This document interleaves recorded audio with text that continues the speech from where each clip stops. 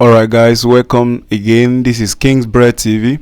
Kindly subscribe, like and share this video to friends and people you feel like will need this particular series of videos. So in this next section I'll be teaching you on how to use, so in our previous class I was showing you introduction to Microsoft Excel.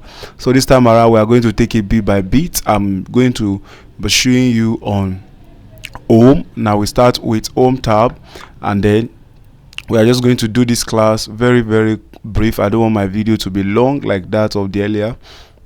So the first thing we have here is Home, and then under Home, now you will notice that there are segments in these menu bars. Now look at this carefully. You see that there's a segment here. You look here also, there's a segment, there's another segment here, another segment here, and each of these segments have their titles. You have the clipboard, you have the font, you have the alignment, you have the number, you have the styles, you have the cells, and you have editing. And so I'm just going to start with clipboards. Now clipboards simply shows the office, and it shows you the tasks that are on the pane at the moment. And what that means is that I can type in a particular document right here, and as I type in the particular document, let's just say I'm typing in King's Bread. Let's just type King's Bread right in this cell, and having typed King's Bread in this cell, all right, I can yes, I can just select this rather, and then click on cut. For example, the moment you cut it, now Excel doesn't immediately get the word disappears off, no, until you get to another place, and then you select, and then you come to paste. Now the moment you paste, it shifts away from where it was to another place which you have selected. All right, now that's a function of cut. Now you notice that this paste work for almost the three of them, so it shows to you if this paste work for the three. Now I can select on this cell and then go to the next one, which is copy. Now having copied it, you see these grid lines moving like mark you, so I can come here and then click on paste again, then it duplicates that same thing. So that's the essence of a copy. The next one is Format Painter. Now Format Painter is such a dynamic tool, in that I can, let's say I'm bolding this, right? I bold this. Let me say I'm increasing the font size, although I will still explain this. That's the function of that. Now having done that, now I can click on this Format Painter, that is, I've copied the format on this, and then just come and drop it on this. Do you see that? So the moment you drop it, it shows you that. So I'm just going to repeat that for the last time. All right, so what you do is that after you have what format means is like adding spices and ingredients to your particular text. All right, so having done this, I'm just going to click on this cell and then go to Format Painter. The moment you click on Format Painter, what it copies there is that it copies the bold, the size, and all of that is here.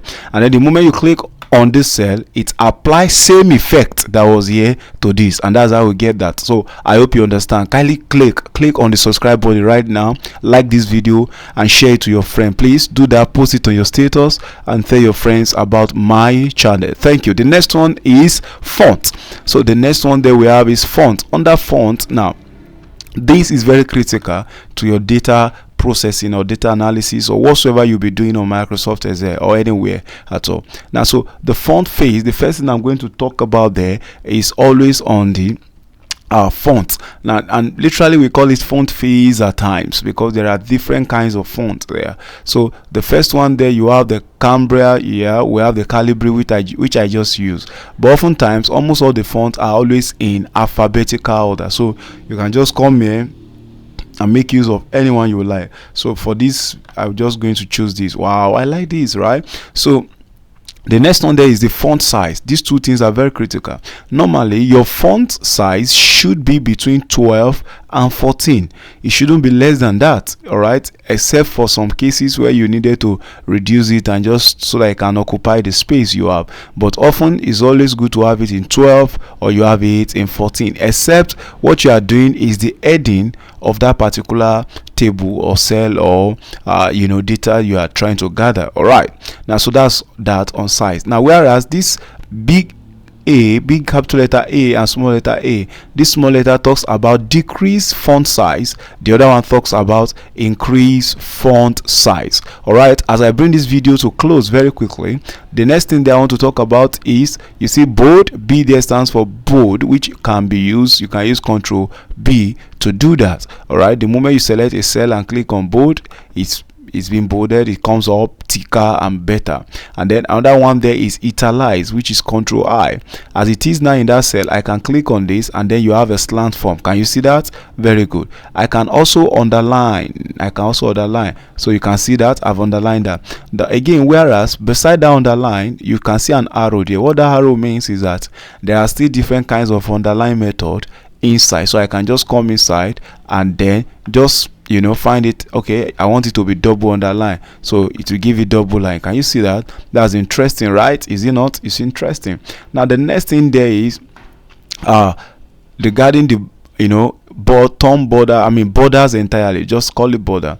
Now border is very essential because by all these things you are seeing here that you can see right now, they are all grid lines. These are all form of grid lines, and since they are grid lines, what we must do is that we will have to alight it, and then go to this point and say, okay, I want all these places that I've selected to have an all borders, and then it happens instantly. But guess if you are not there. Now if you press Ctrl F2 for example, which is like print preview, all right, you see that there's no line showing here, right? No line. That's to show you that all of those things are just grid lines. So you have to alight your work and then click on all borders. So the moment you do that, it gives you a border. So let's just preview for the last time as we close for today, right? If you preview it now, you can see that's a table there. All right, it has showed up. All right, the last one there is the last one I'll talk about. Okay, we have the text color. Now I can change the color of this text,